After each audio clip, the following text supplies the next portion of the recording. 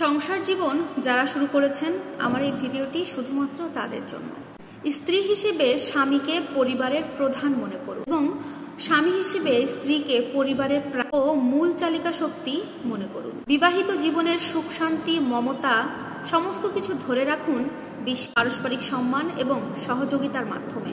ঘরের কাজে স্ত্রীকে মাঝে মাঝে সাহায্য করুন, এটা আপনার স্ত্রীর প্রতি ভালোবাসার বহিঃপ্রকাশ। একটা স্বামী এবং স্ত্রী একে অপরের প্রতি কখনোই বিরক্তির একটা ভাব নিয়ে কথা বলবেন না। স্বামী স্ত্রী একে অপরকে কখনোই আদেশের সুরে কিছু করতে বলবেন না, অর্ডারের সুরে কিছু করতে বলবেন না। একে অপরকে কখনোই প্রতিপক্ষ মনে করবেন না, একে অপরকে কখনোই আক্রমণ করবেন না।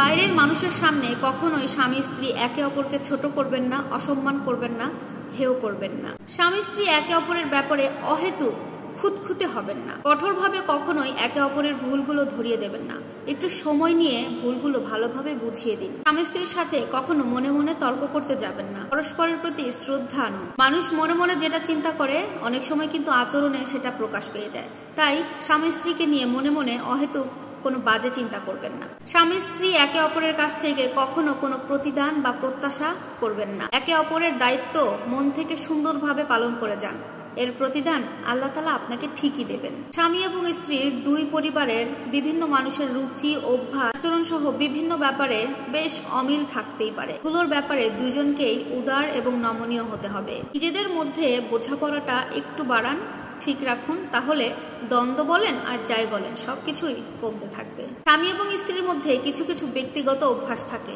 যেটা একে অপরের পছন্দ নাও হতে পারে। অভ্যাসগুলো যদি ক্ষতিকর হয়ে থাকে তাহলে পাল্টানোর জন্য বোঝান এবং উদ্বুদ্ধ করুন। যদি ক্ষতিকর না হয় তারপরেও আপনার অভ্যাসটা ভালো লাগে না, তাহলে আস্তে আস্তে সুন্দরভাবে সাবলীলভাবে তাকে বুঝিয়ে বলুন এটা ত্যাগ করার জন্য। কখনোই একে অপরের অভ্যাস নিয়ে পরস্পরের পরিবারকে কখনো দোষারোপ করবেন না। স্বামী স্ত্রীর দুই পরিবারের অভিভাবকের মধ্যে সুন্দর সম্পর্ক কিন্তু স্বামী স্ত্রীর দাম্পত্য জীবনে অনেকটা সুখ বয়ে নিয়ে আসে। তাই কোনো সময় ছেলে পক্ষের অবস্থান উঁচু, মেয়ে পক্ষের অবস্থান নিচু এমনটা ভেবে দাম্পত্য জীবনে কোনো প্রকার কোনো প্রভাব ফেলবেন না। স্বামী স্ত্রীর অসুস্থতায় আন্তরিকভাবে একে অপরের সেবা করুন। দ্রুত সম্ভব চিকিৎসার ব্যবস্থা নিয়ে নিন।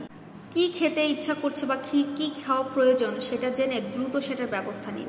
আমার বাবা এমনভাবে এই বিষয়টা দেখতেন, আমার মা এই বিষয়টা নিয়ে এমন করতেন, এরকম করে তুলনা না করে নিজেদের মতো করে ভাবনা চিন্তা করে নতুন করে নিজেদের সংসারটা গড়ে তুলুন। স্বামী এবং স্ত্রী একে অপরকে কখনোই শারীরিক বা মানসিকভাবে কোনো নির্যাতন করবেন না, এটা খুবই ঘৃণিত একটা কাজ। আপনাকে ভুল বুঝতে পারে এমন কোনো কথা স্বামী বা স্ত্রীকে বলার আগে অবশ্যই কয়েকবার ভেবে দেখবেন। অনুমতি ছাড়া স্বামীর গোপনীয় কোনো কিছু আপনি দেখবেন না, কারণ প্রত্যেকটা মানুষের কিন্তু আলাদা আলাদা একটা প্রাইভেসিটি আছে, তাই সেই গোপনীয়তাকে অবশ্যই শ্রদ্ধা করবেন। কোনো কারণে যদি আপনারা কেউ ভুল করে ফেলেন তাহলে অবশ্যই আগে থেকে নিজে গিয়ে সরি বলবেন। স্বামী স্ত্রী একসাথে থাকতে গেলে ঝগড়া হবে, ভুল বোঝাবুঝি হবে, কিন্তু এই ভুল বোঝাবুঝির সময়ে ভুল করে তৃতীয় কোনো মানুষকে পাত্তা দেবেন না। নিঃসন্তান হলে কখনো হীনমন্যতায় ভুগবেন না।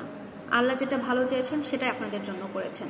আপনাদের যদি বাচ্চা খুব বেশি পছন্দ হয়ে থাকে তাহলে একটা বাচ্চা অ্যাডপ্ট নিতে পারেন, কিন্তু এটা নিয়ে স্বামী স্ত্রীর মধ্যে কোনো অশান্তি বা ছেড়ে যাওয়ার চিন্তা করবেন না। আমার ভিডিওটি ভালো লাগলে লাইক কমেন্ট শেয়ার করবেন এবং আশা করছি প্রত্যেকটা নতুন জীবন শুরু করার জন্য আমার কথাগুলো অনেক গুরুত্বপূর্ণ এবং অনেক উপকারে আসবে। আল্লাহ হাফেজ।